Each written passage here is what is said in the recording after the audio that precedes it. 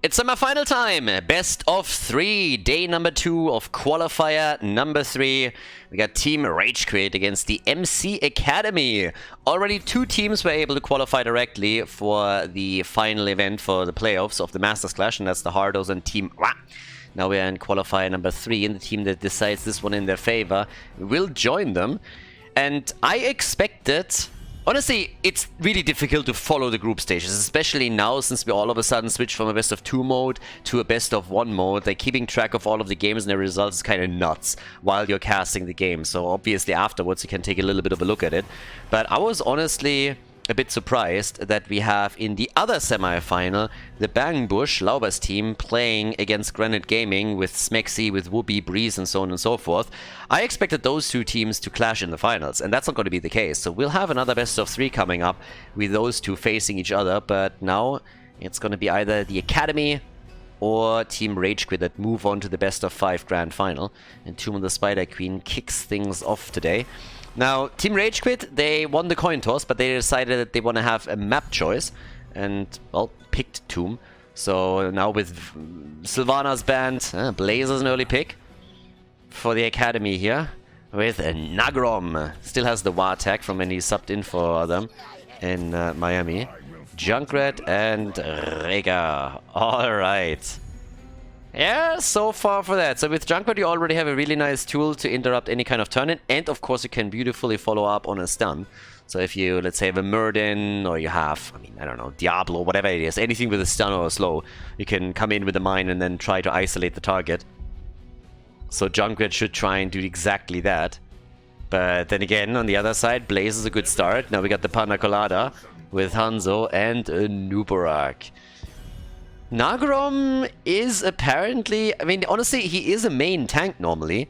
Seems like this time he might just play the support again. When he played for Team... he played support, but the entire team was like saying, like, guys, I don't want to be the support. I'm a main tank. Obviously, don't need a main tank, so I'm playing support here, but for my own team, I'm looking at the main tank plays. But I guess they are starting to shift things around a bit. And honestly, he was a great support. He had some insane cleansers in that tournament. So I wouldn't blame them if they were trying him in the support role instead. With Camembert and Nubarak here. But, well, we'll see how it works out for them. For now, we got Stitches banned, and we also have Stukov eliminated. If you lead things off with the Nubarak diving in, and Stukov with the lurking arm is always nice. And that's a great start. So, yeah, we got on the left side now for the blue team, Tyrael. Alright. Was that going to be a Tracer pick? Tyrael and Sonya. This is a bit wild. I'm like, what? Tyrael and Sonya with Junkrat? What is No Game No Life going to pick here? I'm a little... on Tomb? Okay. That is a comp that I would have expected on so many other maps, but here, it's... yeah. Tyrael is not too bad, but that might become a little bit difficult. Ana and Chromie. So we got a nano-boosted Chromie. And the final pick for No Game No Life. How do they bring this one together? They need a bit more damage. She could even go for like a triple melee, I suppose, and have Junkrat as the only ranged here, but then they need some damage on that bad boy. So, what are they going to lock in to make this work here? Because right now, I think it's a little bit on the squishy side. If you execute it perfectly, then you can do a lot of work with it. But one mistake and you're toast. Genji, alright. Okay, let's see how that works out for them. Tomb of the Spider Queen, everybody. We got Team RageQuit against the MC Academy in the semi-final or best of 3 series of qualifier number 3. Game number 1, Team RageQuit in blue with Shizakid on Tyrael. We got Shy on Junkrat. Alex on Rega. No Game No Life on Genji, and Down for Life is playing Sonya in the first game of the series. The MC Academy, on the other hand, with Vetters on Blaze. We got Nagrom on Ana, so he is indeed on the support again. Panda Colada with Chromie. We got Camembert on Nubarak, and Cookie is playing Hanzo. Personally, I really like Nagrom on support, so this could be a pretty cool game. He did it, he had so many insane cleanses when he played for Team at the Masters Clash. So if he can perform on that level again with support, then he is definitely going to be a huge asset to his team. Can they shut Team RageQuit down? That's the big question now, of course. And there's definitely a chance. I mean, there are some things that they can exploit here for sure. The low hit point pool of most of these heroes is definitely one of them. And if Chromie is able to connect some nice hits against the backliner, for example, that would help. And, well, talking about connecting hits, they nearly made it happen on Sonya. But Vitters with his Blaze needs to be careful. That's obviously the beautiful thing. If you time all of this properly and you start with an engage on a Nubarak or Blaze, follow up with the second and get some stuns in, then Chromie can just keep on firing and really get the damage out. Coming in with the Time Walker's Pursuit is already making sure that you're going to get some extra vision. That's not all. Ooh, kill number 1. Blaze down. Apparently didn't catch the rotation here. 4 heroes already in. But yeah, talking about the Time Walker's Pursuit, it obviously helps you quite a bit when you're trying to check if your opponent maybe goes for a boss, turn in. Vision in general is amazing. It helps you to make so many decisions there. And if you have the freedom to do that without just sending someone through those bushes every single time, then that is just going to help you. Well, we got, for now, 1 kill to 0. The blue team are starting things off with a bit of a bang. We got on level 1 the Agile Dismount on Genji. And they are starting to nibble away at a Nubarak a bit. Yeah. Some stuns, a bit of extra damage on Genji. Nothing too crazy. Obviously, he's anchoring the play towards the camp. Both of them are doing the same thing. So Alex is now timing this also properly. Whereas down here, we have a bit of a rotation towards Genji, who's barely able to get out of harm's way. But he made it out. Cookie still firing with Hanzo. And level 4 has already been hit by Team RageQuit. So they're slightly ahead. Got a slight advantage, and they're also taking a couple of structures down, thanks to the Siege Giants that they took. And that's honestly a really good start for them. Not only did they get the first kill, they get some structures destroyed, and they're not stopping there. They're taking the entire wall down. So if they get the first turn, and there's a good chance they're going for the fourth. They're even saving both of their frontliners right now. Nagrom is in the meantime trying to go for the sleep dart to set another kill up, and they might just be able to get Genji. He needed healing, and he didn't get it. Genji down. Nagrom on a sniper mission here. Yeah, also trying to turn in. Careful, Granny. That's a bit too much for them to handle. And Regar is down too. Chromie might fall. Another slam and she's history. But they're going to take down for life as well. There's no way he's going to escape this. Sleep dart. And yes, Nagrom locking that kill in for the team.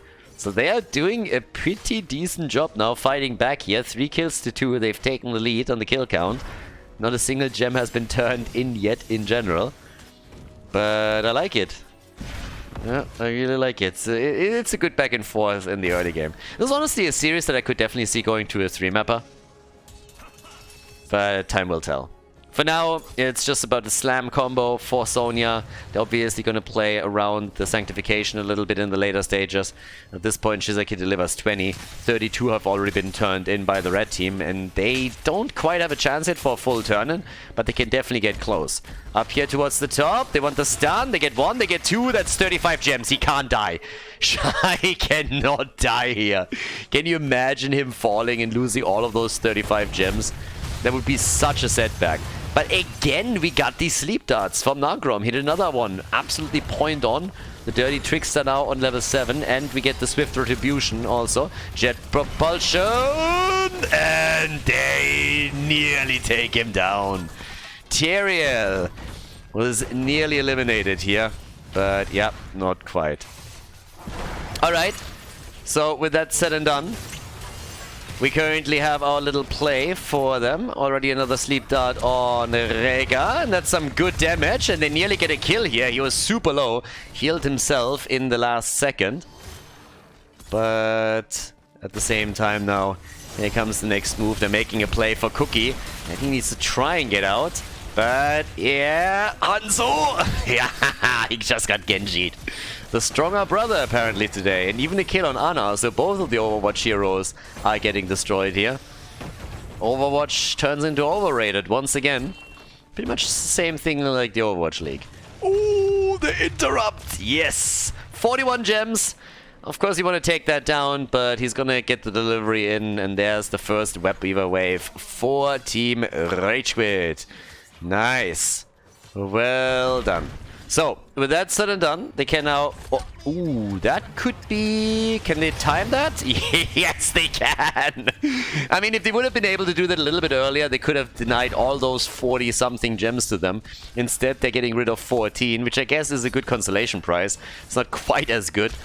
They still need to defend properly here. And of course, we have nearly level 10 for Team RageQuit, which is another big advantage that they have. By now, there's Siege Giants at the bot lane too, so the goal is to take the fort down 100%. But very nicely done by Chromie a bit earlier here. Vetters has to be real careful now too. He's holding 20 gems for the team, and he doesn't have level 10 yet. Sanctification, leap, and Hanzo, jump baby! He gets away, yes! Not for long. He's gonna die. He tries to get some damage in. Yeah, there's a sanctification and Genji takes his brother down again. They hate each other. They absolutely hate each other. Genji, you know, he was always sitting there as like, yeah, mom loved you more than she did me. Like, they have real problems. Genji blames Hanzo for their parents' death. And yeah, it's a tragic story. One that Blizzard doesn't really want to tell you. There's problems there in that family. Lot of professional help that they were trying to receive, but they couldn't really overcome their problems. Big arrow as Rega and Tyrael both die. That's 14 gems that are likely going to fall here. And yes, bam! Well, someone got sniped and that's all of the gems gone. So they did okay taking 2 forts down. That's a big win, honestly. But at the same time, they lost the gems they had. Now, this is all going to come down to the matter of how well is the MC Academy now able to get some structural damage in. How well can they do now? That's the big question. Because they got the Web Weavers now themselves, they have a slight leading experience, they have a camp pushing through the middle, but they need to really start and take some structures down. I don't think they can take 2 forts, but if they at least can take 1, that would already go a long way. Yeah, Genji is moving in again. Trying to drop them too. Okay, not quite. But yeah, what's the damage looking like anyways? For now we have 16,000 on Sonya, 17,000 for Chromie. Shiza Kid also moving away here. Panda Colada is obviously gonna fire a few more shots here from a safe distance, trying to especially take Sonya down a notch. Could maybe even collect some damage back here. Genji moving already to the top. The defense in the mid lane has been more or less successful. The Web Weaver is down. Only the mercenary camp is still active. That alone helps them too. And he just moved literally into the stun. And gets murdered. Down goes Junkrat. Yes, that was an easy kill there. They get a kill on Ana too. And here comes the Sanctification. So not really well played by them. Maybe is a little bit too far out, but still it's a kill for a kill, and level 13 talents are available, but they can't really capitalize on them. Chromie and Hanzo are both going down at the same time. Genji is dead too, but they're looking for the next kill and they're moving in for come on Beard. That's 39 gems. He can't. No, he can't get away. Oh, that's too many gems gone. 39 down the drain. The jet propulsion misses. I have no idea what he was just trying to do there. But he is alive. He is alive, and a little bit more pew pew pew from Nogrom with the Eye of Horus. 10 kills, 210. But structurally speaking, a big advantage for Team RageQuit. Oh boy. On 13, we got the Earth Shield. Also got the Sword of Justice now. That's on the left side. Yeah, 10 kills to 10. Another turn in. Trying to get rid of the few gems that they still have left. But Anubarak dying was, of course, a big blow to their comeback ambitions. Yeah, it didn't really work out for them. But down at the bottom of the map by now, we got Down for Life starting to move back in again. Genji's already sitting at the side here. They're gonna try and go in for Sonya. Oh! Easy kill? Maybe not. Not an easy kill, but they got the kill. The problem is that Genji is now gonna die too, or so I thought, but he got the cooldown back. He still might not be able to get out. Ah, good jump. Nicely done. Alright, so he gets away. They trade kills. Hanzo gets killed for Sonya. And still, Nagrom with a few more hits happening here. No Game, No Life is obviously going to look for another kill there later on. And they are heavily ahead in experience now. Starting to go for level 16. 23,000 for Chromie. She's top damage in the game at this point. It's kind of funny though how they are always exchanging kills. I mean, it's literally 11 to 11 kills. But that structural lead is becoming more and more of a problem. Yeah, so they are looking at level 16 talents. And that should allow them to soon go for another turn-in. They have, of course, by now some real nice upgrades. Slam build for Sonya pretty much completed. Genji re-engaging again. Keep leap in mind.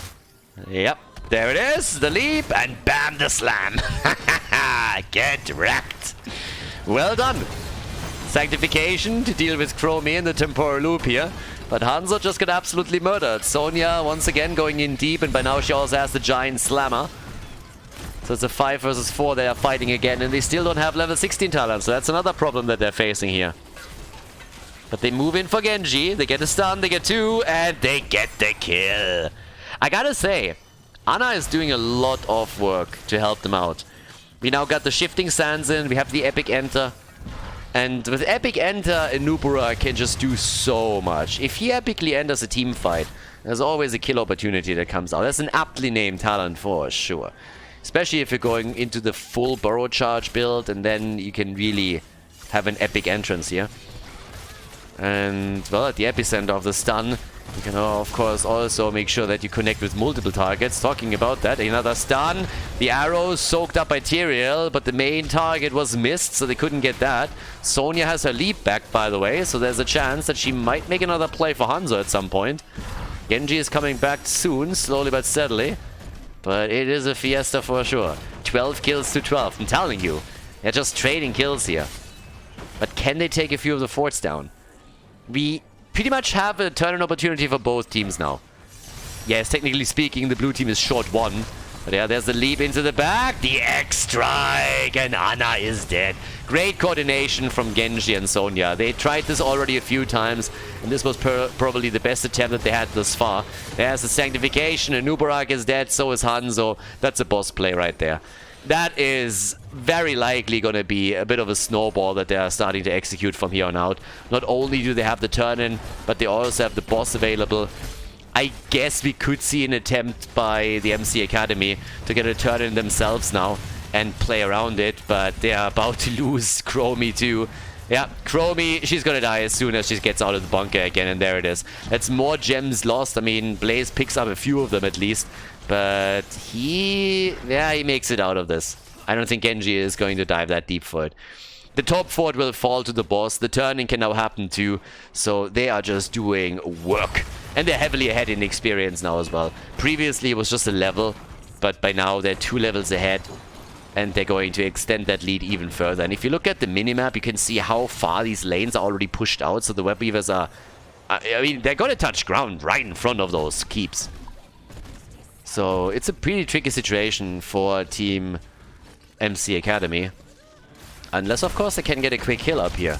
But I don't even think that's going to happen. The leap, okay, for Nubarak, putting more pressure on him. Tyrael is escorting the web weavers down to the bot lane. And they are attacking 2 keeps at the same time. And I don't think they can save the top one. That one is more... I mean, this one is a goner. There's no way of saving this one. Maybe at the bot lane they got a chance there. It's Tyrael against Blaze for now. Here come the level 20 talents. And with that, we now have, first and foremost, the composite spear. Even Sanjin is in. So fully completed too. They can absolutely murder this right now. Tyrael is coming back in. There's the Ancestral. He gets it right away. Yeah, second one hits too. Ana, of course, doing her best. But still, they're going to get every single keep and they're going to go for the core here. What a sanctification. Team RageQuit, everybody. They're raging hard in game number 1. They've taken every single keep down by now, and the core is wide open. That's a victory in game number 1 for them. A lot of back and forth kills, but they didn't lose a single fort, and by now they're just cleaning house. It's 18 kills to 14. But of course, this is game 1 way or another. Nicely done. The blue team taking the lead in the semi-final here at qualifier number 3 for the Masters Clash. Before we head into game number 2, make sure that you subscribe to the channel if you haven't done it yet so you don't miss out on any future content here on Khaldor TV. Battlefield of Eternity is the second map of the series. Team RageQuit started off with a bang. It was an interesting map. A lot of back and forth battles with kills on both sides, but it was only the blue team that was able to take structures down. And at some point they really flipped the switch, turned it up to 100, and were able to take the academy to school. So right now we have our second map coming up, and since this is a best of 3 series, there's a chance for Team RageQuit to bring this to a conclusion and advance to the grand final. So we'll see if they can pull that off here. Map choice has been made once again by the blue team. Sylvanas gets banned immediately. And Genji, he absolutely did work together with Sonya. So that combo between Leap on Sonya and Genji with the X strike, and then oftentimes finishing the kill off with a Swift strike and some auto attacks, worked really, really well for them. We got Rhaegar banned. A ban on Sylvanas too. And here comes Lucio. Now, Hanzo obviously is going to play a big role here on Battlefield. Li Ming very likely also going to be picked again. We have sometimes Greymanes sneaking into the draft, but not all that often. And other heroes that you could potentially play here, of course, I mean, it includes Tracer if you're not really worried about just only dishing out damage to the Immortal, but also are thinking about just trying to win the team fights. Limo's not playing today for the blue team, so there's a chance that that's not going to happen. But we got Blaze banned out. He's just a bit too powerful. Blaze, one of the best side laners, if not the best still. But what's the first pick now? Yeah, they went for first pick twice. So what can they do with this? MC Academy. With some really nice Ana plays initially from them. Also good coordination between the stun heroes. But here comes, as expected, Li Ming. Might be another chance for Nagrom to show his Ana if they want to go for the nano boosted Li Ming. Unless obviously the hero gets banned in the 3rd rotation. That's another one. Whereas for the team in blue, are we going to get that early Hanzo? The Nubarak is in. Hanzo, yes or no? There he is. Alright. It's Hanzo time once again. Get those arrows in. It's nuts how quickly he can take an Immortal down. It's actually crazy. Haven't seen Vala all that much lately on this map. She's been for a long time an absolute staple here, as was Jimmy. It's actually kind of funny. We had Jimmy yesterday in one of the games on Battlefield of Eternity. Has been ages, has been months before I've seen him here. So yeah, with Exterminator, of course. Urel on the side lane and Garrosh for Camembert. So they didn't go down the support path. There is a chance that Ana gets banned so that there's no nano boosted Li Ming. If not, then that is definitely a very tempting pick for the red team. But yeah, they ban Ana. It was kind of telegraphed. After being played on the last map and now Li Ming together with it. Yeah, fair enough. Last game it was the Eye of Horus. But now we have Li Ming, and the nano boosted Li Ming is gonna be kind of nuts. So Li Ming obviously can counteract the Cocoon very quickly with a Disintegrate. Cooldown trade that you're always gonna win here. And with the Nubarak chosen, Stukov gets banned. Same thing happened last time, I mean, just like vice versa, we had it on the other side. But the same logic behind the picks and the bans. If you're going with the Nubarak, then of course you're trying to set up a stun and follow up, and Stukov is one of the best heroes to follow up on that. Light Bomb with Genji, so they're going for the Genji play again. Technically, they could still go for Sonya, by the way, so if they are looking to get more damage connected and want to maybe replay this Leap and X-Strike combo, they could do it now, and then even, of course, put the Light Bomb on top of that, so yeah. We got Thrall, we see him a lot lately on the map, and I suppose that he's going to be on the 4-man, together with Brightwing joining the battle now. So yeah, Thrall on the 4-man for Crash Lightning, and here comes the side lane Johanna. Okay, they want to have the double tank in the big fights. Jojo being played in a side lane position obviously quite a lot lately, but normally you pick her early and then decide whether you want to have her as a side lane or a main tank. This time they went for a last pick. Either way, map number 2, first best of 3 here in the semifinals. Let's go, everybody. Map number 2. We got Shizakid on the Nubarak for the blue team as they're trying to advance to the grand final. Down for life on Johanna, Alex on Anduin. No game, no life on Hanzo. And Shai is playing Genji. On the right side, the MC Academy. Veterans on Urel, Camembert on Garrosh, the Panda Colada on Liming. We got Cookie on Thrall, and Nagrom on Brightwing. Ooh, what is that? Trolling Thunder? Really? Little bit surprised by that. I expected as honestly a Thrall that is in the 4-man.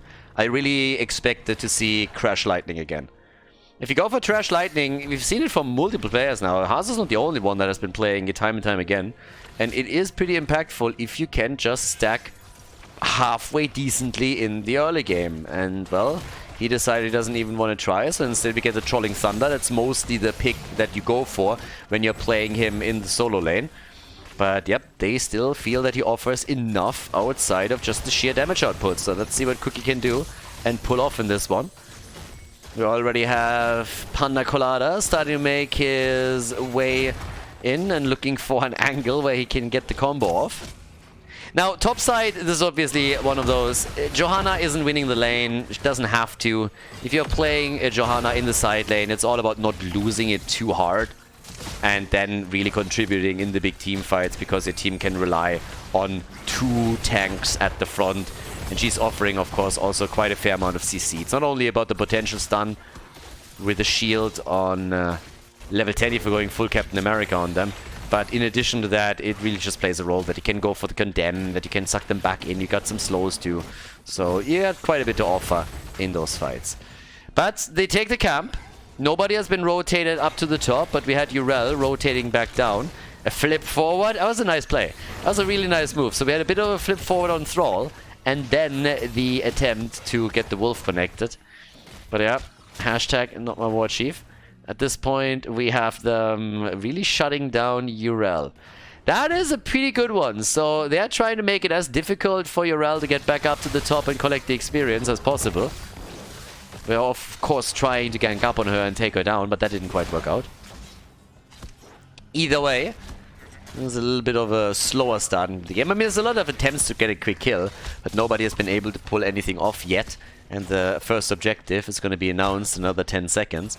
The camp is still up though, so they're trying to go for the camp. The red team is likely going to lock this one in too, but the problem is that they abandoned the bot lane to make that happen. Nice flip! But not only can Shizakid always tunnel out, they have Anduin too against Garrosh. That is nice. If he is able to throw someone in and then Anduin can just pull the target back out, that's always kind of neat. So here's the objective announced, and they're not going for the camps. Thrall is the only one who makes a play for it now. So the blue team might be a little bit late on this one. Yeah, I don't think they can go for it. They're not making any play for the Shaman camp. They will probably do it during the halftime show. And the red team has now locked in their own. Oh, level 4. Look at that. No triumvirate. Instead, dominance is taken once again. And she gets a kill too. So Li Ming gets a kill against Genji. And now they have an open corridor for the first objective. That is actually big. There's a camp at the top that needs to be dealt with. There's actually 2 camps, more or less. And they win the halftime show and can maybe even go for a very, very quick win on the objective itself. And even here, this one isn't taken. The brothers are this time playing together. So we had Genji and Hansen on the same team. Camembert. Brightwing. Brightwing with the save. Nice. Yeah, but this is an easy Immortal, and that's a big one too. For first Immortal, this is pretty huge. So now we got a big shield and a chance to... How much damage did they do at the top wall? Not that much. I mean, again, a little bit. The gate is going to go down quickly. We should... Maybe they can even take the fort. Maybe they can even claim the fort here. But, yep. Well, up at the top. Let's see what they can pull off here. They have pretty much everybody with the exception of Brightwing there. Anubarak is pushing the bot lane out a bit, but now the level 7 talents are available for them too. That means Calamity is part of this. And we got also the Ancestral Wrath. Thrall is getting real close to completing his quest. If he gets a good angle, he could complete it right here and now. So already an opportunity. Nice zip from Genji. That was good damage. Had to save him, of course, but still. Thrall missed the wolf. Thrall got reset on his level 4. How did you miss that? There's so many of them. Gets 2 stacks back real quickly, but the fort is saved. And the fight not over yet, since Camembert is still a bit low. And they were trying to get some damage onto him so that they can solidify the kill. But that didn't quite happen. Now there's a bit of damage down at the bottom. One of the towers is down. And let's see what they can do right down at the bottom. I mean, again, if Anubarak finds out that they're going for the camp, then I suppose they can maybe rotate someone else down. But they're still poking out the top fort in an attempt to take the first big structure down in the game. Even Anubarak is now moving up, so that leaves Urel completely alone at the bottom of the map. And she gets the cab and can now push this out. Easy flip, but the Anduin killjoy move. Yeah, Anduin is so insanely annoying when you're trying to make a play. Every time you go for a stun combo, Anduin's just there. It's like zip. It's kind of ironic that Anduin is the one of the best counters to Varian. And yeah, it is, every single time you have Anduin playing against Varian, it's a bit of a wild one. Genji is dead again. Last time he absolutely popped off, but in this game now, it's starting to become a bit more tricky for him. Camembert gets taken down. That kind of feels bad. If you are annihilated by Anduin, oh, and Li Ming gets Hanzoed. She's in the corner, and then he just Hanzos her with another Scara arrow. That was well done. That was the perfect angle for him, perfect opportunity, he gets mad damage out of it. Still only 2 stacks for Thrall, so he's still working on his level 4 quest. But they are the ones that can go for the camp this time. And for the red team, it's not even up yet, so yeah, the timing is not working out for them properly. But who's gonna take the second one? Considering how close both of the teams are to level 10, we should get fights with heroic abilities between them. I don't think that that small window can be used. Light bomb engage, definitely gonna happen. Already taken. We got the falling sword as well. Disintegrate against the cocoon, of course, as you would expect. The arrow missing completely. That one didn't connect with anything. Falling sword, no light bomb yet. Here it comes. And they get at least 1 stun out. The X strike on Urel, but she pops the ult and is still alive. Nobody has died yet, which is actually insane. But here comes Jojo again. Quest completed for Thrall and also for Genji as they're trying to go for a re-engage. And Li Ming is the first one to fall. Li Ming down. Bot lane pressure still through the camp against the structures. And the halftime show is likely ending with Team RageQuit taking the advantage. They're poking out Thrall even further. And yep, that's 50% already gone. They win the halftime show easily. Anubarak is going back for a bit more mana.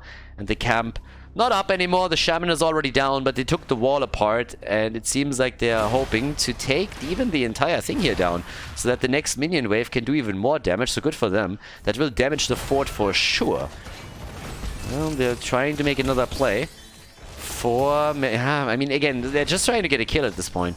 A little bit of more poke coming from Li Ming too. One of their strengths is, of course, these stalemate situations in the middle of the map during an objective where she can just use one combo after another and either hit the Immortal or somewhat... Oh, nice! Light bomb again. But they still have Urel on 50% HP. Garrosh is a bit low, but the save is there. Nagrom is helping out. Laser Show. Panda Colada. He was the one that got Cocoon. Couldn't dodge out on it. So the blue team is really driving this. Driving a wedge between the players of the red team, but they can't get a kill. We're 8-9 minutes into it, and we only have 5 kills in total at this point. The fort has taken some damage down at the bottom, but both of them are not really fully committed to anything yet. Hanzo is at the top, taps the fountain, and might have to take a few of these minions down, but that's of course immediately the cue for the MC Academy to try and make a play for the Immortal. So it's a full back and forth, but there's the kill and the reset. They take Thrall down. Green Jesus has been eliminated. This time he's not even parting the opponent's team. Could have turned into full green Moses over here. But there's another one. Genji is dead again. Nicely done by Camembert. Comes in with the Warlord's challenge. Taunts him out. And Genji is dead. In the meantime, his brother is still doing his thing and is just Hanzoing the Immortal. So that's another victory for them. First Immortal for Team RageQuit. And oh boy, Oh, yeah, that arrow is missing completely. That hits nothing. But they nearly got Brightwing. I have no idea how Nagram survived this. Hanzo saw an opportunity to... and he just unleashed every single arrow that he had in his quiver. Couldn't get the kill. But they are slightly at an experience now. Might even get to level 13 faster and use that. So now straight up for the top fort.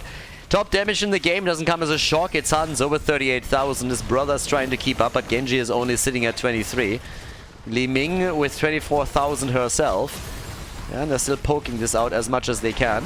Another falling sword. There's the earthquake. Jojo should still be fine here. She's trying to get away, but the fight at the top is also still ongoing. And there's another Warlord's challenge. If Anduin doesn't get close enough, she's dead. Anduin, yep, she's dead. She goes down, a little bit more pew pew pew happening. But of course, besides all of this, the Immortal is still doing damage. Went through the fort, took it down. Now there's another minion wave, putting additional pressure onto the bot lane fort. 4 kills to 4, and level 13 now on both sides.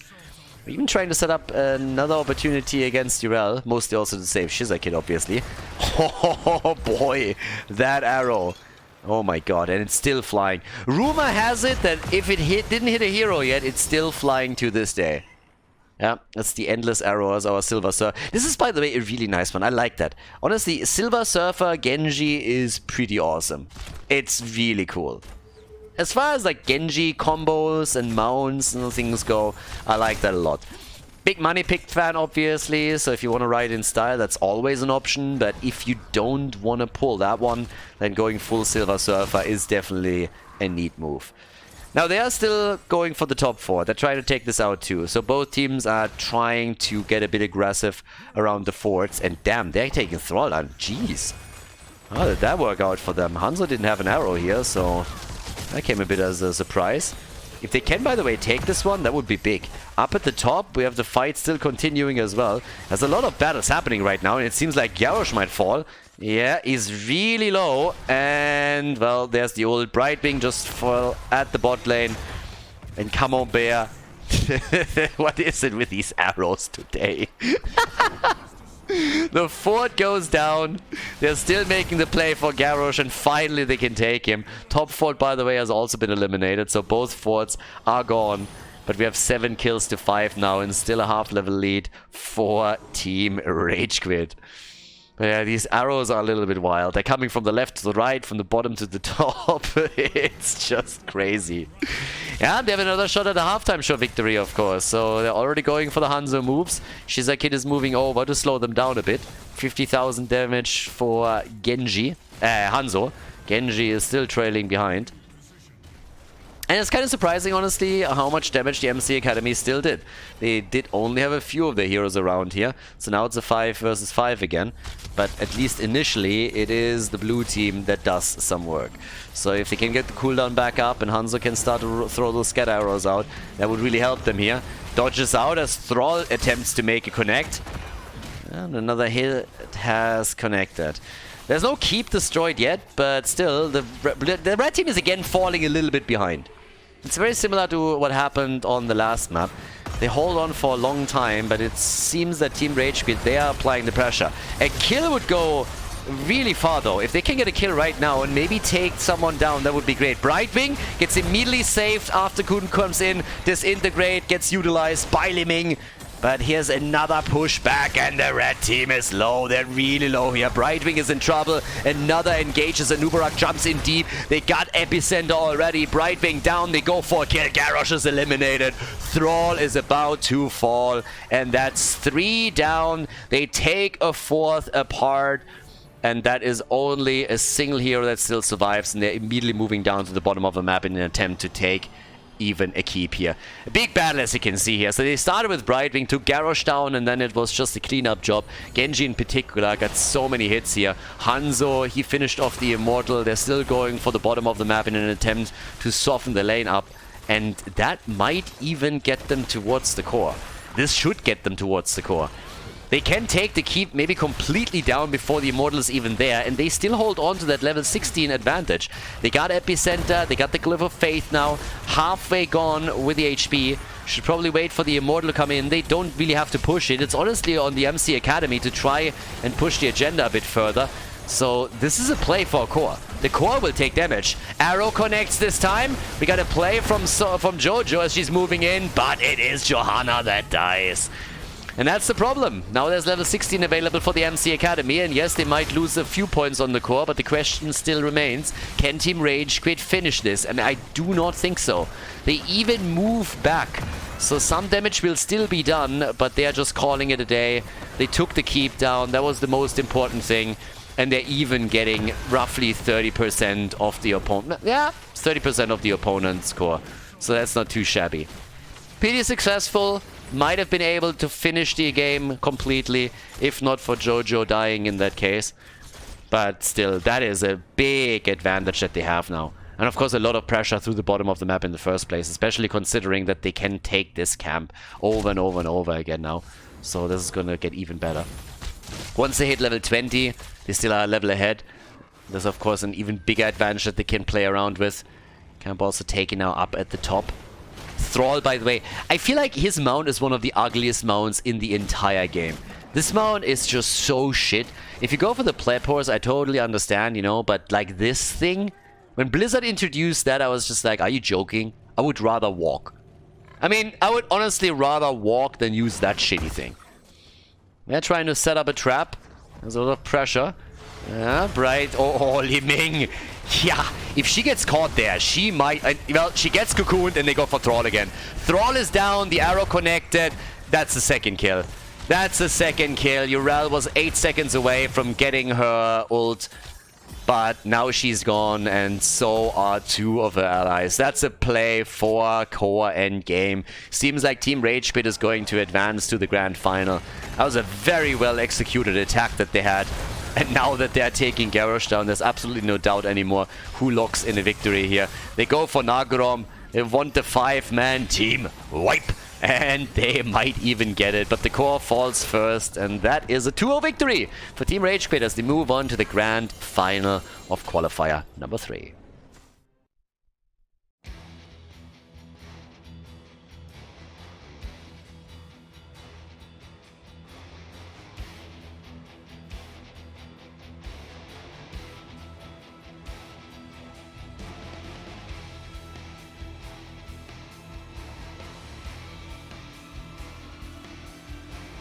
Thank you everybody for watching the video today. I hope that you enjoyed the show and the commentary. And keep in mind that the spoiler protection that is going to run for the rest of the video is made possible by all the support on patreon.com.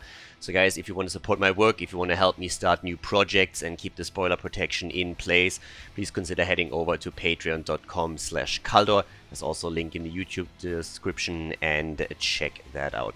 Thanks in advance, and see you guys next time with more esports coverage here on Khaldor TV. Have a great day.